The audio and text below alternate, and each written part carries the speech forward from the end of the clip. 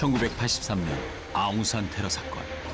당시 이기백 합창의장을 구한 전인범 중위.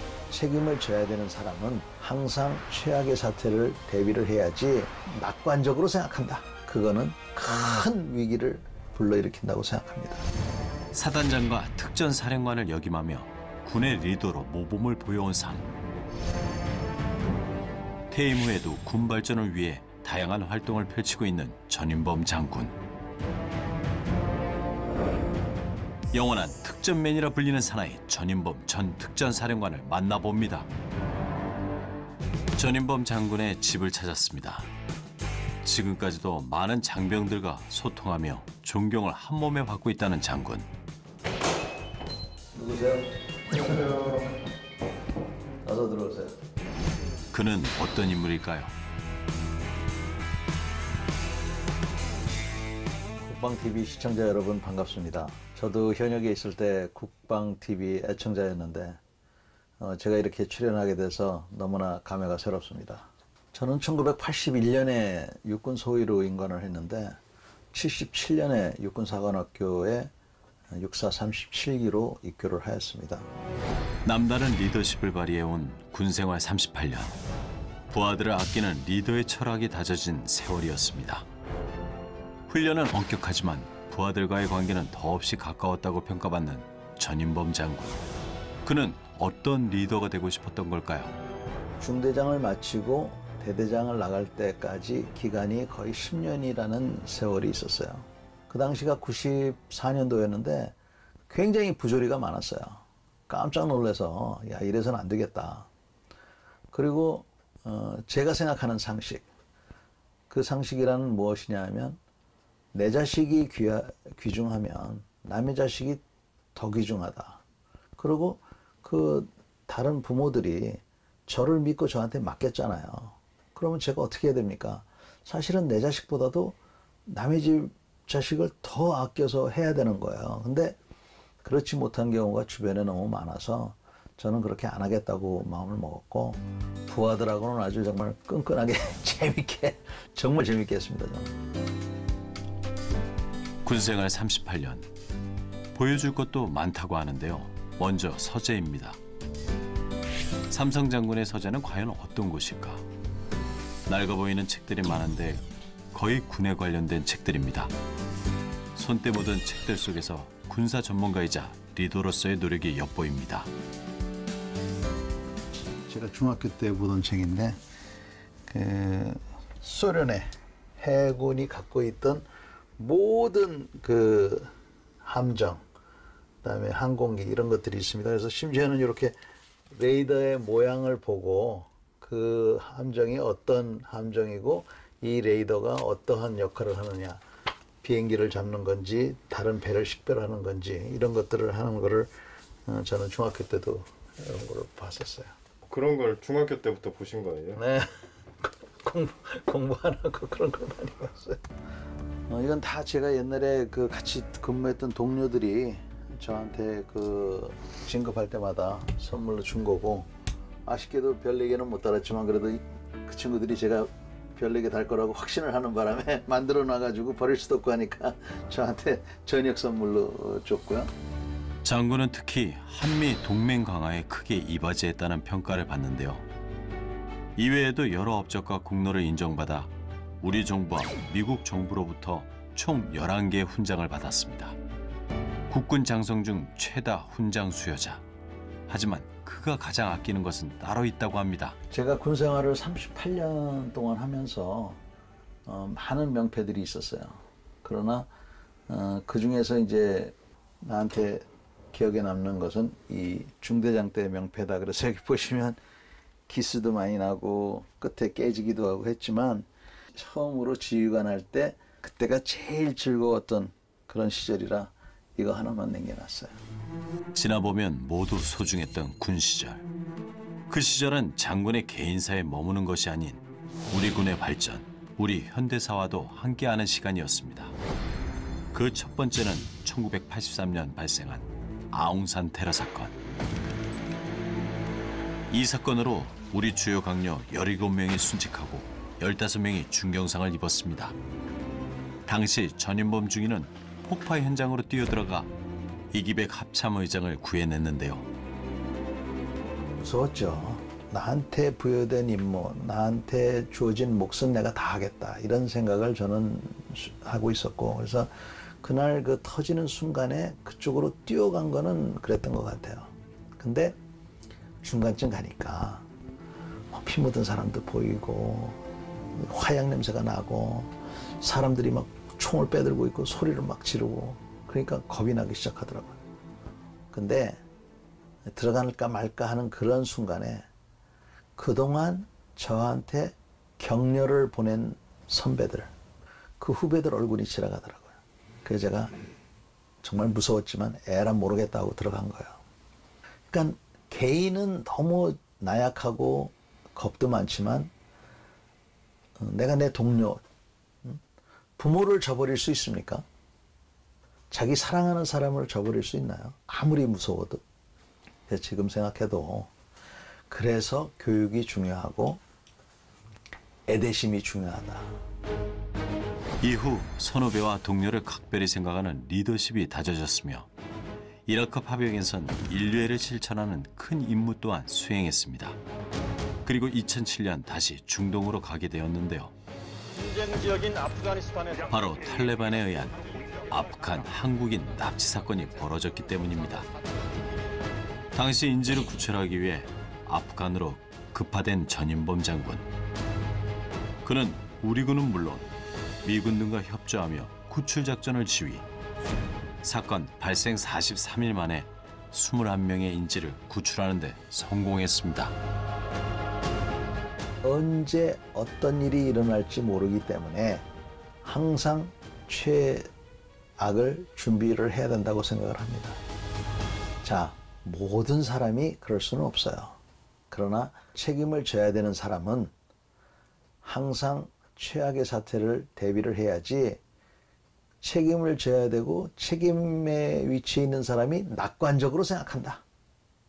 그거는 큰 위기를 불러일으킨다고 생각합니다. 그래서 저는 그런 것들에 대한 생각이 거의 그 노이로제 수준으로 해서 늘 하여튼 다음 순간에도 또 무슨 일이 벌어질지 모른다라고 생각하고 군생활을 했습니다.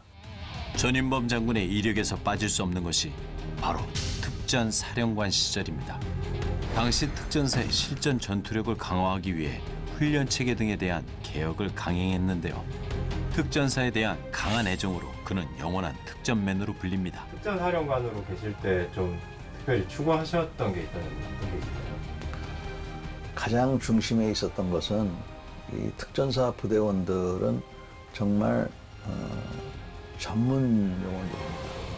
아무도 도와주지 않는 상황에서 본인들이 스스로 살아남고 임무를 수행할 수 있는 그러한 자질과 역량을 갖춰야 되는 그런 사람들이에요. 그러면 이런 어려운 상황과 이런 어려운 임무를 수행해야 되는데 제가 지휘관으로서 해야 될 일이 뭐겠습니까? 첫째, 이 사람들 잘 훈련시키고, 둘째, 이 사람들은 대부분 직업군인이기 때문에 가정이 있어요. 그래서 가정에 충실할 수 있는 그런 시간도 좀 주고, 셋째, 장비 같은 거 잘 챙겨주고, 또 가정이 있으니까 수당 같은 거 잘 챙겨주고, 또 가정이 있으니까 초등학생 아들이나 딸이 졸업할 때, 아들이나 딸이 중학교를 졸업할 때 그 졸업 현장에 못 가보는 그런 군인을 저는 만들고 싶지 않았어요. 그래서 그런 것들을 저는 신경을 써줬어요.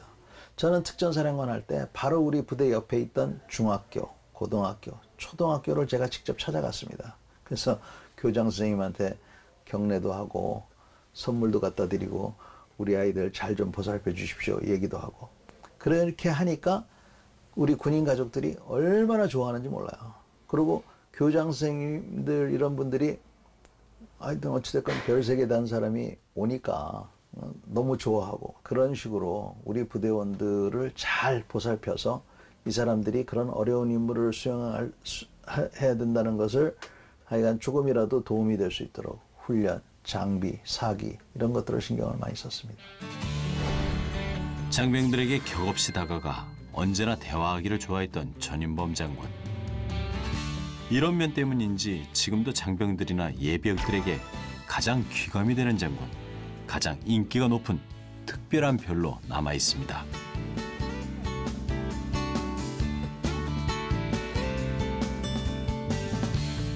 저녁 후에는 어떻게 지낼까 그의 사무실에 찾아갔습니다.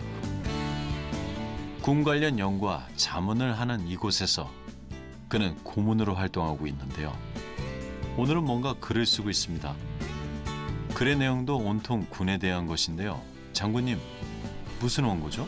제가 이제 그 힘이라는 잡지에 고문으로 있습니다. 그래서 힘이라는 잡지는 매월 월간지로서 우리 군 장병들이 아주 즐겨보는 잡지책인데 이렇게 매월 이런 그 영화를 중심으로 해서 여기에 우리가 어떤 걸 교훈을 느껴야 되는지 이런 것들을 쓰고 있어요. 제가 모 신문사에서도 칼럼니스트로 활동을 하고 있고 그래서 한미 관계라든지 우리 군 관계, 그 다음에 뭐 필요한 그 여러 가지 뭐 양국 간의 발전이 될 만한 거 이런 것들을 하고 있고 제가 외국 그 단체들하고도 웨비나라든지 또 이런 그 회의를 통해서 교류를 하고 우리 한국 사람들, 한국 입장을 계속 좀 잘 설명할 수 있도록 노력하고 있습니다. 저녁 후에도 미군을 비롯해 다양한 국가 교류 활동을 펼치는 한편 우리 국군의 발전을 위한 연구와 자문도 수행하고 있습니다. 그리고 군견 해외 입양 등 동물의 권익을 위한 활동도 활발히 펼치고 있다는 전인범 장군. 그런데 오늘은 매주 하는 일이면서도 특별한 일정이 있답니다. 과연 무슨 일일까요?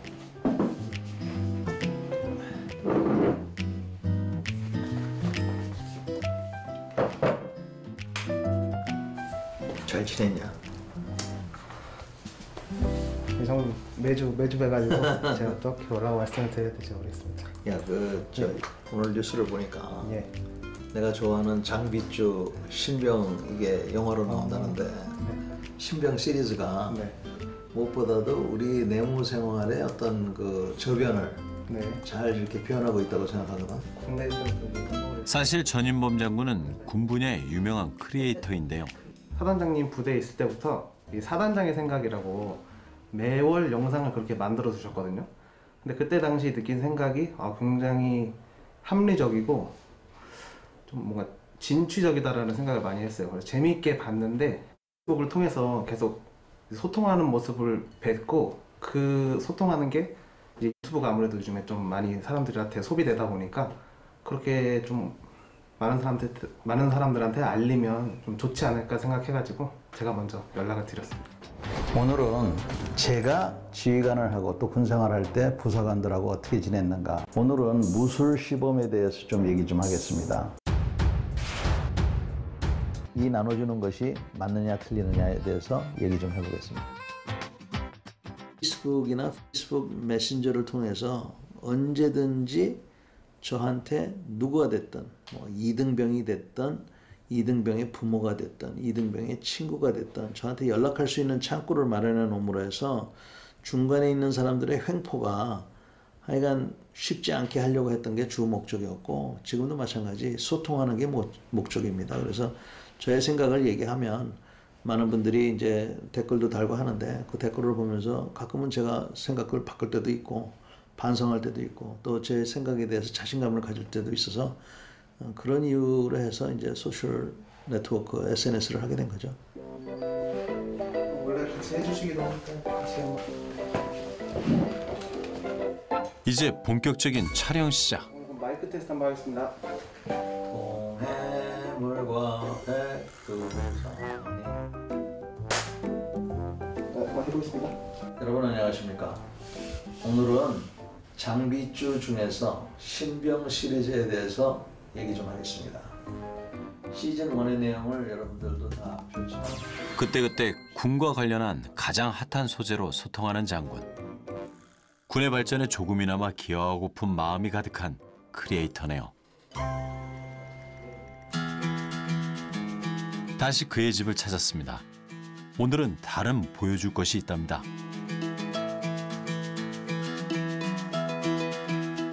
이곳은 비밀스러운 혼자만의 공간이라는데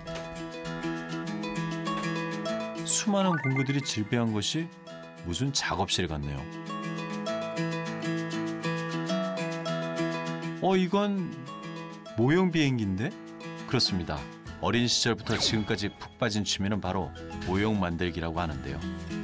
전쟁 역사를 좋아하고 공부하는 사람들이니까 그런 거를 하면은 정말 멋있는 장면들이 있어요. 그 제가 생각하는 멋있는 장면은 뭐 승리를 하고 뭐 이런 것보다도 어려운 여건 속에서도 최선을 다하는 그런 모습들인데 그런 것들을 보면은 재현하고 싶은 생각들이 나는데 그 재현을 하는 방법이 바로 모형입니다. 모형 중에서도 가장 관심 있는 분야는 세계전쟁 역사. 와, 정말 모형 만드는 모습이 예사롭지 않습니다. 이거는 만든 게 아니라 제 컬렉션인데 자세히 보시면은 완전히 고증이 된 건 아니에요. 요거는 그냥 컬렉션으로 있는 건데 이게 임시 로마 기지입니다. 그래서 뭐 작업하는 로마인들도 있고 지키고 있고 그다음에 여기 센츄리온이 뭐 어디 가리키고 있고. 혹시 그 장군님 밀떡이세요? 밀떡이 아니라 성덕이라는 제가 칭호를 얼마 전에 받았는데 기왕이면은 밀떡도 좋지만 성덕이라는 말을 저는 더 점점 더 빠져드는 성덕의 세계. 이곳이 바로 성덕의 보물창고입니다. 그동안 무수히 만들고 모은 군대 모형들. 와, 정말 그 숫자가 어마어마하네요.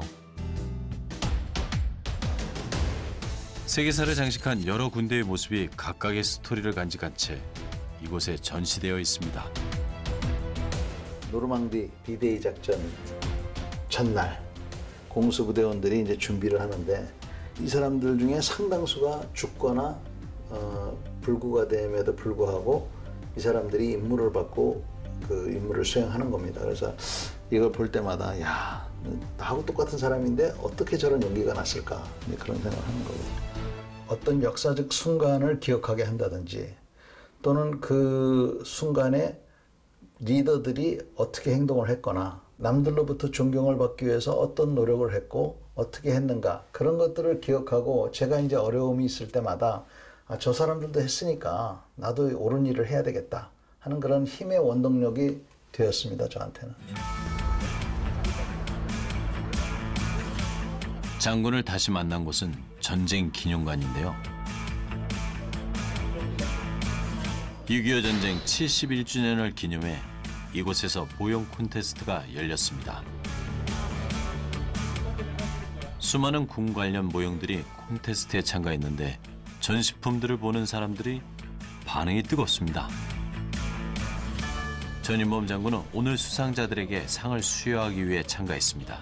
사실은 이 전쟁 기념관에서 이런 콘텐츠를 하자고 그 아이디어를 낸 게 접니다.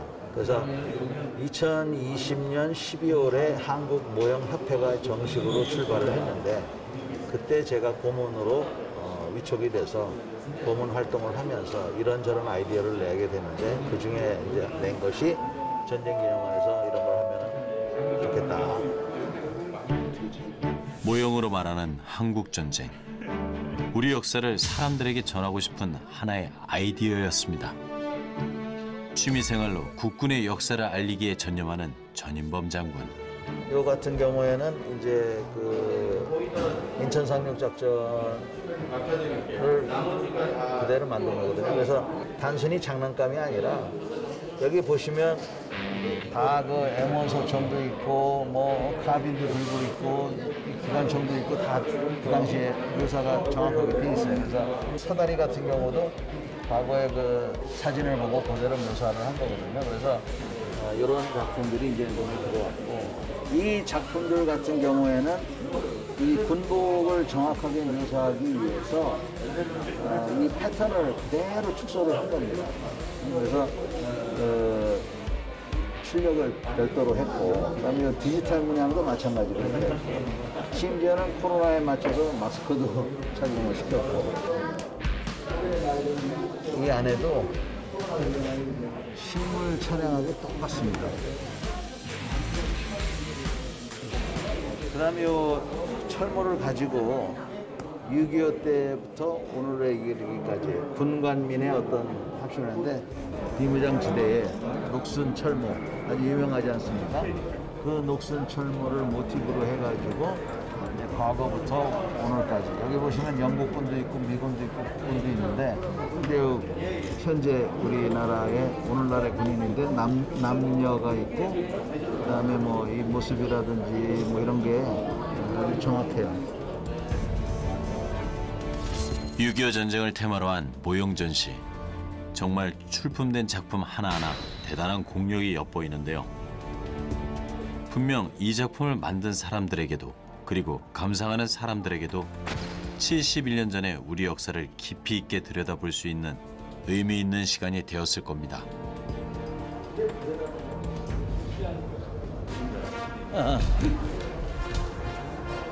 이어지는 시상식. 좋은 작품으로 출품하신 모든 분들 감사드리고 수상자 여러분도 모두 축하합니다. 네, 특수전 사령부 사령관 하셨던 분이고 그다음에 그 특수전 쪽에서 우리나라 굉장히 발전 많이 하게끔 하신 분으로 잘 알고 있어요. 국방TV에서도 많이 뵌 분이고 유튜브 쪽에서도 따로 구독하고 있고 그래요. 사진 한번 부탁드리고 사진 찍었거든요. 그래서 벌써 친구들한테 자랑하고 있어요.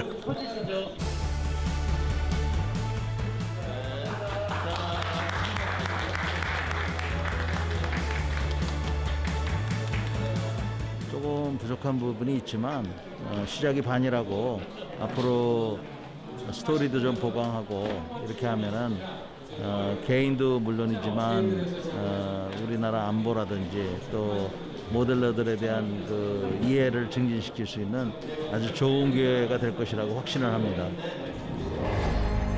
영원한 특전맨으로 불리는 사나이 전인범 전 특전사령관.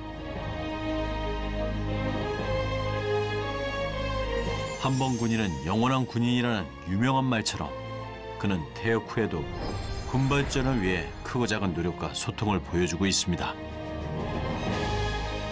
군을 너무나도 잘 알고 사랑하기에 우리 사회에 군 이야기를 끊임없이 전하는 소탈한 장군. 앞으로도 이 시대의 리더로 빛나는 별이 되길 기원해 봅니다. 변화하는 이 세계, 변화하는 우리나라, 이거는 쓰나미와 같은 겁니다. 이 파도를 도망갈 수는 없습니다. 어떻게 해서든지 이 파도를 탈 줄 아는 그러한 지혜와 용기를 가졌으면 좋겠고요.